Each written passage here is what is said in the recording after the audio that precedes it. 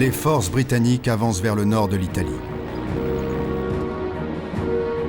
Les Américains brisent les dernières poches de résistance.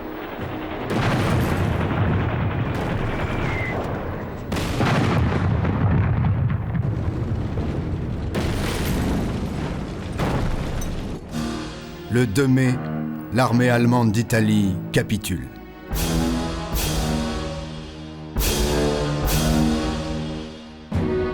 Le lendemain, dans le nord de l'Allemagne, à Flensburg, le successeur d'Hitler, l'amiral Dönitz, l'ancien chef des sous-marins, a réuni dans cette école navale le dernier gouvernement du Reich décidé à arrêter la guerre. Mais si possible, seulement sur le front ouest, pour permettre au plus grand nombre de soldats et de civils d'échapper aux Russes sur le front est. Dönitz envoie son adjoint, l'amiral von Friedeburg, au quartier général des forces britanniques, qui ne sont plus très loin maintenant.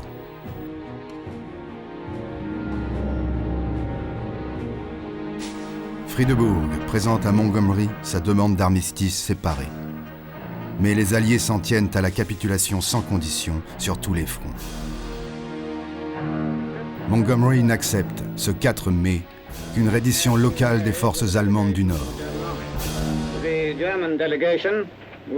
La délégation allemande va signer ce papier.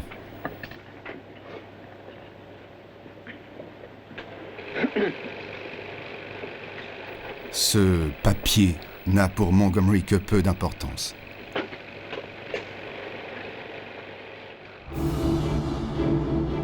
Il fait conduire Friedeburg à l'état-major des forces alliées à Reims, cette fois avec le général Jodl, le numéro 2 de la Wehrmacht.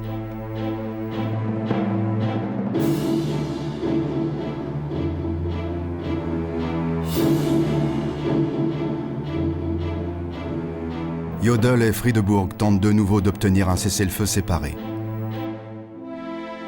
La délégation alliée est inflexible. Capitulation sans condition. Mais toutes ces discussions et signatures ont donné le temps à 3 millions de réfugiés et de soldats de passer à l'ouest, ce qui provoque la colère de Staline. Il exige une vraie capitulation à Berlin le lendemain. À Berlin, quel symbole, pour bien faire comprendre que c'est lui qui a gagné la guerre.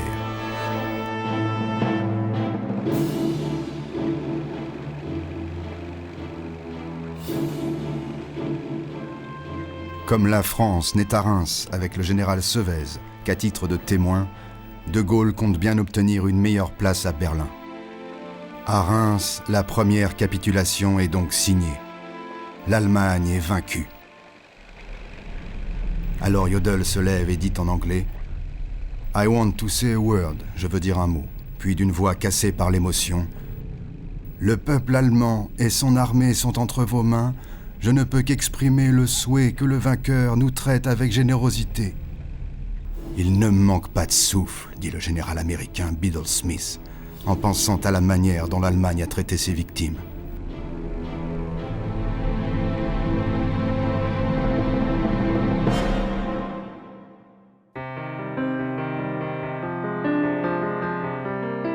Eisenhower se fait remettre les stylos historiques avec lesquels il fait le V de la victoire.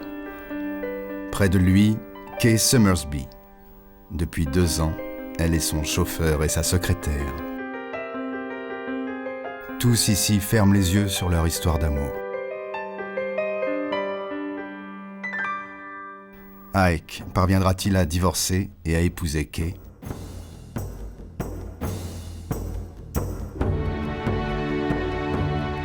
Le journal de l'armée américaine sort à Paris une édition spéciale dans l'après-midi du 7 mai, malgré les consignes officielles de discrétion pour ne pas indisposer les Russes. Les quotidiens du soir parisien, Le Monde, Paris Presse, Ce Soir, France Soir font leurs grands titres. Les premiers attroupements se forment place de l'Opéra.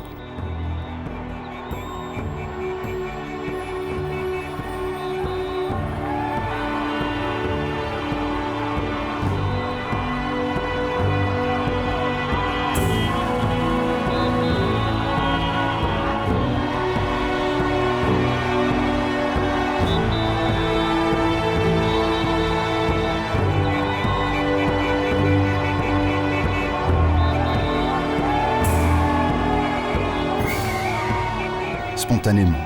C'est le portrait de Roosevelt, disparu quelques jours plus tôt, que tous brandissent en signe de reconnaissance.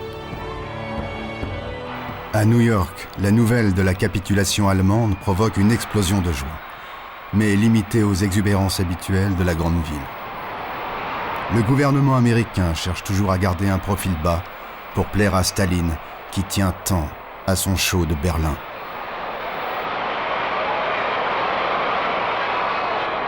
Les New-Yorkais vont vite comprendre et se consacrer à la grande nouvelle du jour, la sortie sur Broadway du film Salomé de Charles Lamont avec Yvonne De Carlo.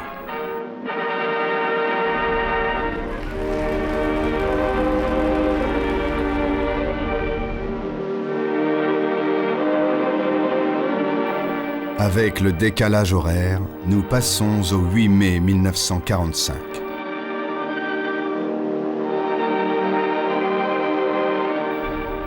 Depuis l'aurore, des milliers de femmes attendent devant la gare d'Orsay, le principal centre de rassemblement des prisonniers de guerre rapatriés d'Allemagne.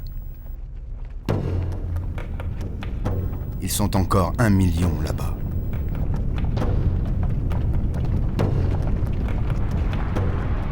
Libérés après 5 longues années, ils convergent vers les aérodromes alliés.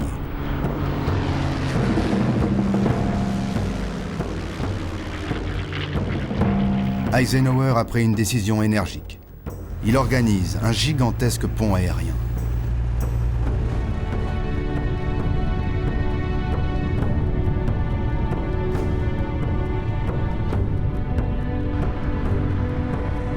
En quelques jours à peine, il voit, comme par miracle, revenir la France.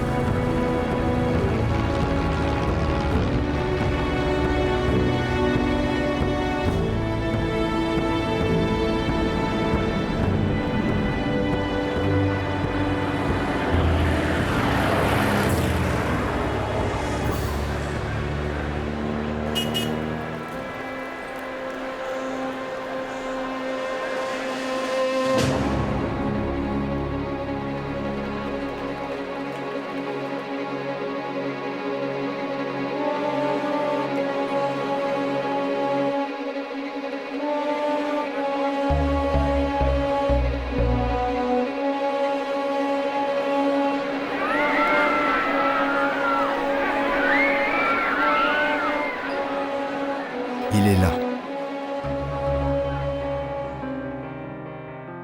Mais il faut encore patienter.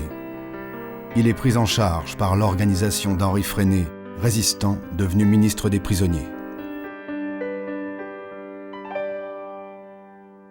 Les déportés sont arrivés avec leurs pyjamas rayés. Se laver de cette horreur, de cette honte, prendra des années. Les maladies les plus graves, comme la tuberculose, vont faire encore des ravages. Enfin, c'est le moment de se retrouver.